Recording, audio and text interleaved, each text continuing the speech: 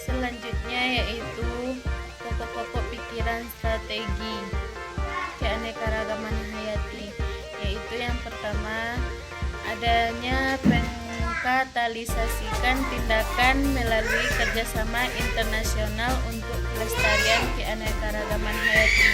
Di sini yaitu adanya kerjasama antar internasional dalam pelestarian keanekaragaman hayati.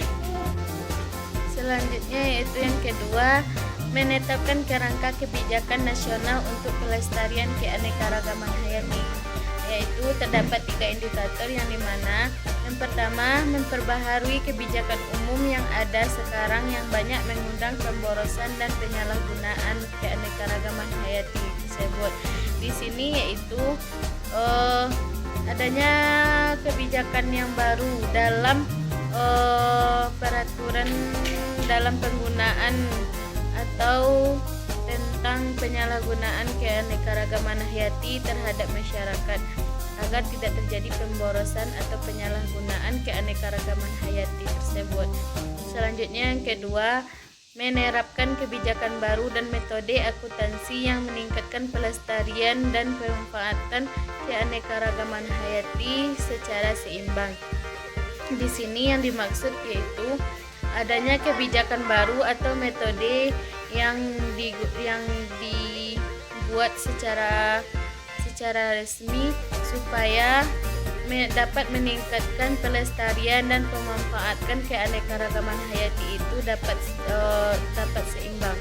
Selanjutnya yang ketiga yaitu mengurangi permintaan akan sumber daya alam hayati.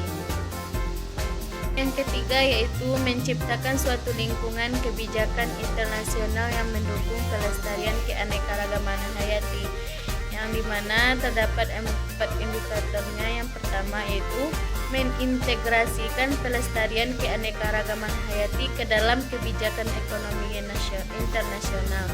Yang kedua, memperkuat kerangka hukum internasional bagi pelestarian untuk melengkapi konvensi tentang keanekaragaman hayati. Selanjutnya yaitu membuat proses bantuan pembangunan menjadi suatu kekuatan untuk pelestarian keanekaragaman hayati.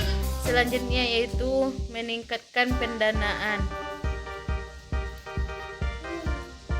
Adapun yang keempat yaitu menciptakan kondisi insentif untuk pelestarian keanekaragaman lokal, yang dimana yang pertama yaitu membetulkan ketidakseimbangan dan pengendalian lahan dan sumber daya.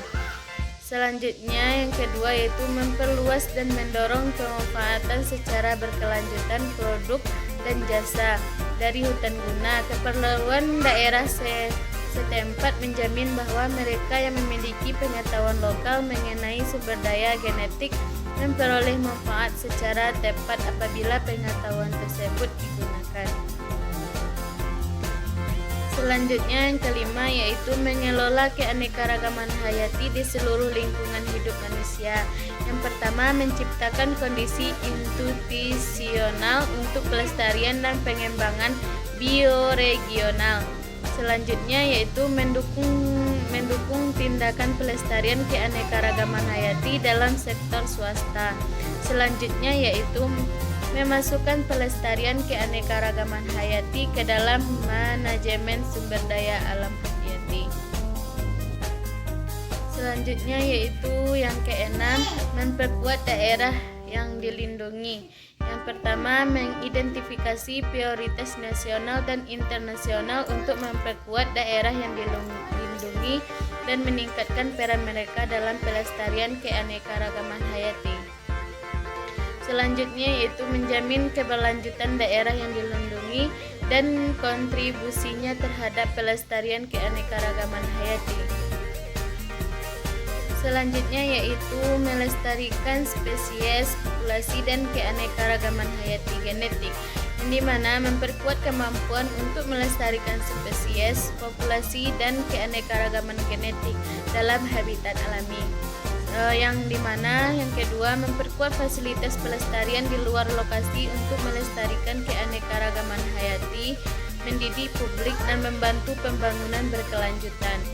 Selanjutnya yang kedelapan yaitu memperluas kemampuan manusia untuk melestarikan keanekaragaman hayati, yang dimana indikatornya meningkatkan kesadaran dan penghargaan nilai-nilai dan pentingannya keanekaragaman hayati itu terhadap masyarakat. Selanjutnya yaitu membantu lembaga menanamkan informasi yang diperlukan untuk melestarikan keanekaragaman hayati dan memobilisasi keuntungannya atau memanfaatkan keuntungan dari pelestarian tersebut.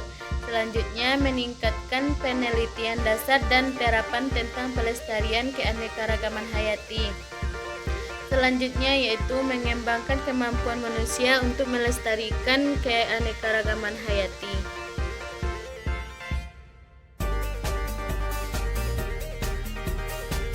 Baiklah, saya akan mencoba menjelaskan yaitu tentang unsur penting konvensi keanekaragaman hayati.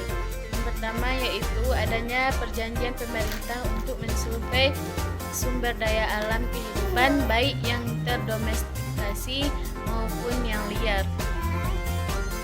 Di sini domestikasi yaitu disebut juga penjinakan, yang dimana penjinakan itu merupakan pengadopsian tumbuhan dan hewan dari kehidupan liar ke lingkungan kehidupan sehari-hari manusia. Dalam arti yang sederhana, domestikasi merupakan proses penjinakan yang dilakukan terhadap hewan liar, yaitu proses penjinakan dilakukan oleh manusia. Selanjutnya yaitu pengakuan bahwa konservasi in situ dan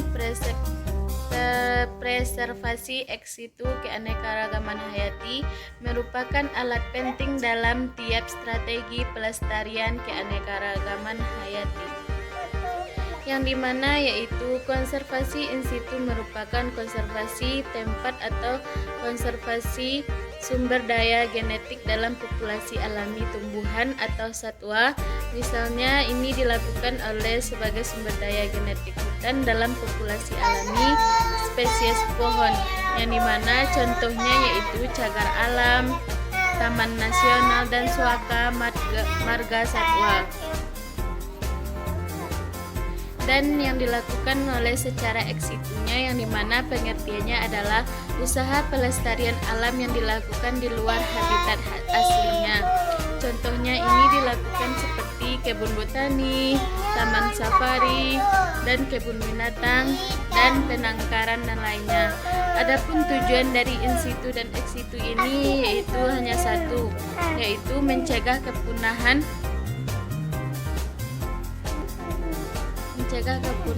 hewan atau tumbuhan. Selanjutnya yaitu perjanjian pemerintah untuk menjamin bahwa tiap penggunaan keanekaragaman hayati adalah berkelanjutan dan keseimbangan. Di sini yang dimaksud yaitu adanya peraturan undang-undang yang mengatur bahwa dalam pelestarian akan berjalan secara berkelanjutan dan seimbang. Selanjutnya yang keempat yaitu pengakuan bahwa pelestarian keanekaragaman hayati merupakan keprihatinan umum semua umat manusia dan bahwa negara mempunyai kedaulatan untuk menggunakan sumber daya alam hayati. Selanjutnya yang kelima, adanya pengakuan bahwa akses keanekaragaman hayati tergantung dari persetujuan yang diberitahukan sebelumnya oleh negara yang bersangkutan, dan bahwa mereka yang memiliki pengetahuan tradisional tentang sumber daya genetik dan para petani yang telah berkontribusi dan memelihara keanekaragaman hayati tanaman dan ternak berhak mendapatkan kompensasi untuk penggunaan pengetahuan mereka. Selanjutnya yang keenam yaitu pembentukan sebuah mekanisme finansial yang akan menyediakan baik bantuan teknis maupun finansial kepada negara berkembang. Selanjutnya yaitu pembentukan struktur administratif yang memberikan kontrol seimbang bagi negara maju dan negara berkembang yang merupakan negara anggota konvensi. Selanjutnya, yang kedelapan yaitu mengambil manfaat komersial keanekaragaman hayati, membantu secara finansial pelestarian di negara-negara yang memberikan perlindungannya. Yang kesembilan yaitu mekanisme untuk memastikan akses bagi negara berkembang ke teknologi bagi pelestarian dan penggunaan keanekaragaman hayati. Selanjutnya yang ke-10, pembentukan sistem monitoring dan peringatan dini untuk memperingatkan masyarakat dan pemerintah akan ancaman potensial terhadap keanekaragaman hayati.